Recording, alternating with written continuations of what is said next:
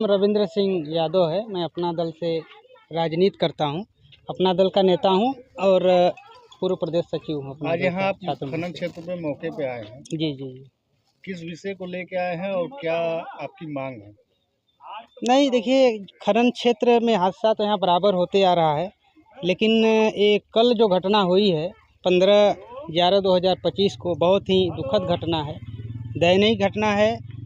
और हमारे ग्राम पंचायत पनारी के काफ़ी मजदूर इसमें कार्यरत थे और भूस्खलन होने से मजदूर दब गए, मर गए। अभी तक लोग लगे हुए हैं, तमाम विभाग की टीमें लगी हुई हैं, लेकिन अभी तक कोई निष्कर्ष नहीं निकला है। ये हादसा कैसे हुआ? ये हादसा भूस्खलन से हुआ है। खनन कार्य चल रहा था और जिसके वजह से भूस्खलन हुआ और उसमें काफ़ी मजदूर दब गए।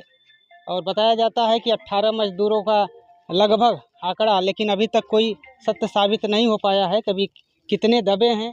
और बताया जाता है कि 1-2 शायद निकाले गए हैं और बाकी अभी तक दबे हुए हैं। सुनने में आ रहा है कि योगी के दौरे के दौरान कृषि एसोसिएशन ने ये मांग रखी थी कि खनन क्षेत्र में सन्नाटा रहेगा, कोई भी कार्य नहीं होगा। नहीं, एक ये खदान वाले क्यों कार्य कर रहे थे? ये बात तो सही है, खनन कार्य बंद होना चाहिए और बंद एक दिन बंद होने से नहीं हो पाएगा। इस पे विभाग के लोग गहनता से अध्ययन करें और बराबर इसका निरीक्षण करें। बगल में थाना है, जिला अधिकारी हैं, खनन विभाग है और इतना बड़ा लापरवाही ये माफ़ी के योग्य नहीं है। इस पे कार्रवाई होगा और जांच होगी, इसके बाद कार्रवाई होगा कि आगे क्या हो सकता है। 9 कंप्रेसर मशीन चल रही थी। हाँ, ये बात सत्य है। खदान में होल होने चाहिए।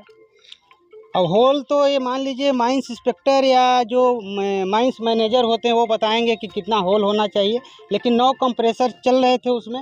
और जहाँ तक 9 कंप्रेसर थे तो 9 कंप्रेसर में मान के चलिए कि 2-2 व्यक्ति उसमें थे बराबर, तो 9 दूनी 18 ऐसे हो गए। 2-3 और उसमें एक्स्ट्रा कार्यरत थे।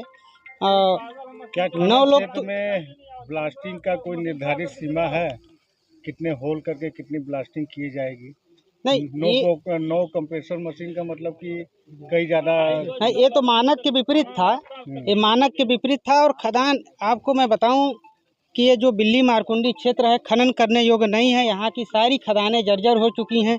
इसके पूर्व में भी प्रशासन को अवगत कराया गया था कि बिल्ली मारकुंडी के जितने भी खनन कार्य हो रहे हैं इसका निरीक्षण किया जाए और इसको बंद करवा दिया जाए, अन्यथा मजदूरों की जान जा सकती है।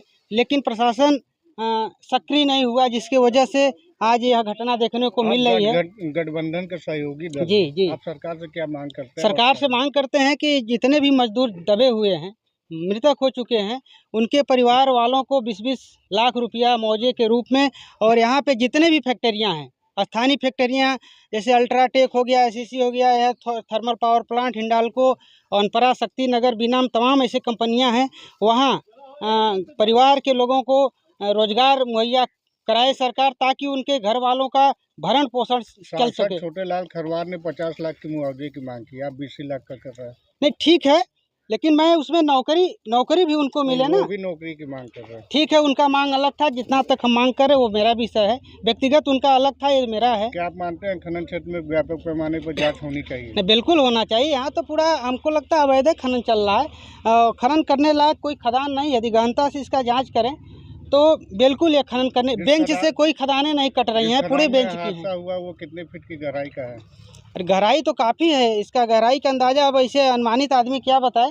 मानक के विपरीत है। मानक के विपरीत है, ज़्यादा गहरा है और बंद होना चाहिए। और जिनकी खदानें थे उनके ऊपर उचित कार्रवाई हो और मजदूरों को न्याय मिले।